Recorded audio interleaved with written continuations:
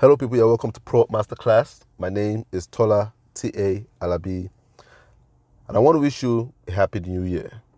We're in the year 2022, and this year I'm going to be doing something pretty new on the Pro Masterclass platform. And it will be a form of appreciation to people that have helped me and encouraged me on the course of my life and the course of my career through either their words or their action. And I'll be calling these people my encouragement sponsors.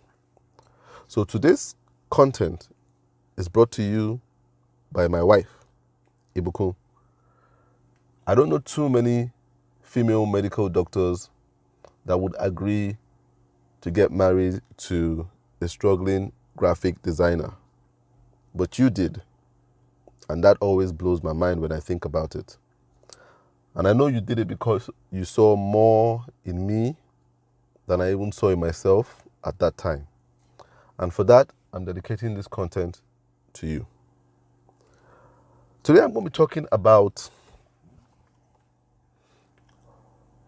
how you can get your clients to lead and direct your business.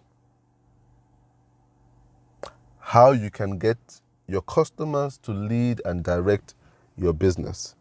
And this class is basically an advice I want to give to people just starting out in business, or people that have started out in business and are kind of getting frustrated with how the business is going. You feel it's not going the right direction, the way you thought it would go. I see a lot of people with potentially successful businesses that give up midway. And a lot of people give up because they do not watch the obvious signs that the customers give them, or the advice, those non-verbal advice that the customers give you. Now, I think one thing I'm going to say in this class, and if you don't get anything, I want this thing to resound in your mind. One advice I'm going to give every business person is never be rigid about how you want to solve a problem. Only be rigid about solving a problem. Never be uncompromising about how you want to solve a problem. Only be uncompromising about actually solving a problem. So as an entrepreneur, your biggest goal is to solve a problem. How to solve a problem should not be something you hold on to rigidly. And that means you should be open to adjusting and editing your process. If business people can internalize what I just said, a lot of people will be more successful and less frustrated. But I realize that a lot of business people are very rigid about how they intend to go about solving a problem, so they are not open to the realities that are being proposed to them on going about solving that problem. And I'll give this example. You see, if I wanted to solve the problem of entertaining children or recreation for kids in my neighborhood, and I decided to start a little park for kids to come during the weekend and just play, and I get a little piece of land, and I put two equipments there, a slide and a swing. A slide and a swing. And my intention is that children would come and during their leisure time and have fun using the slide and the swing. That is how I want to solve this recreation problem in my neighborhood. Now, I open up the park and people start coming. And I realize that everybody comes and they are using the slides. Out of 10 people that come, 9 of them concentrate on using the slide. And very few people use the swing. The swing is pretty much ignored.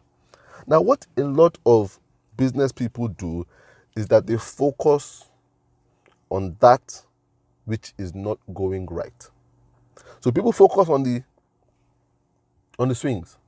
I say, why are people not using the swings? I intended for this park to be a place where people use the swings and the slides. In fact, they've called the park Swings and Slides.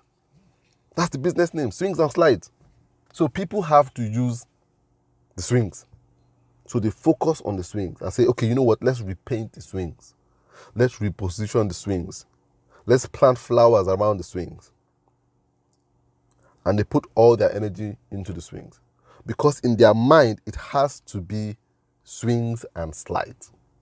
That is how you want to solve the problem. But people still keep coming and using the slides. So they get frustrated and say, people are not using this park the way I want them to use it. They are underusing it. How can we get them to use it the way we intend them to use it?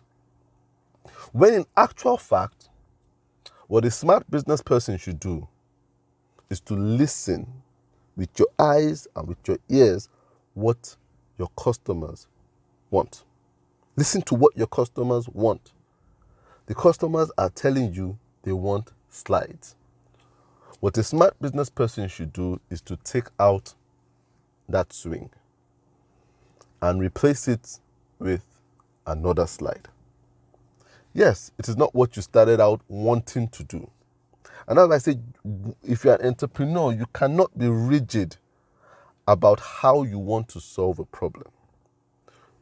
Only be rigid about solving the problem. And the problem you want to solve is a recreation problem. And people are telling you what the type of recreation they want is. You must listen to them. A lot of business people try to shove their ideas or their process down people's throats. You cannot. You must listen to people. You cannot be too rigid about how you want to go about it, especially in the beginning phase of starting a business. Everything must still be experimental. I remember studying about YouTube, and YouTube was started by three guys who were ex-staff of PayPal, and they got together to start YouTube. And the story goes that they started YouTube because they were inspired by a website called Hot or Not, which was a dating site where people would look at photos and slide to the left or slide to the right if they thought the person was hot or not. And they really liked the slide because people were putting up content and they wanted a slide where people could control their content. But they wanted to create a hot or not type kind of website, but for video instead. So they wanted it to be, instead of people putting up their photos, people will put up their videos, and that people can go about dating based on the video they see from that someone uploads. So they created the site for people to put up videos. So it was meant to be a dating website. But when they created the site, they realized people were putting up photos of their dogs, photos of their cats, photos of them going, doing leisure things. And they started to get frustrated that people were not using their platform the way they designed it to be used. As a matter of fact, they were getting really depressed and they said, people are not using this way, this platform, this YouTube platform, the way we want them to use it. They are putting pretty mundane videos up, not what we wanted them to put. We wanted this thing to be like a hot or not. Then they realized, look, the people are telling us what they want. They are telling us how we should go about solving this problem. And the moment they embraced it was the moment they started having success. The moment they said, you know what, YouTube is a platform where you put up any content that you feel you want to share with people. And that changed the course of the company. So one thing I want to let you know today is never be rigid. Never be too rigid about how you want to go about solving a problem. Your job as a business person, as an entrepreneur, is to listen and observe what people are saying, what your customers are saying, how they are using it. And that's when you truly find good success as a business.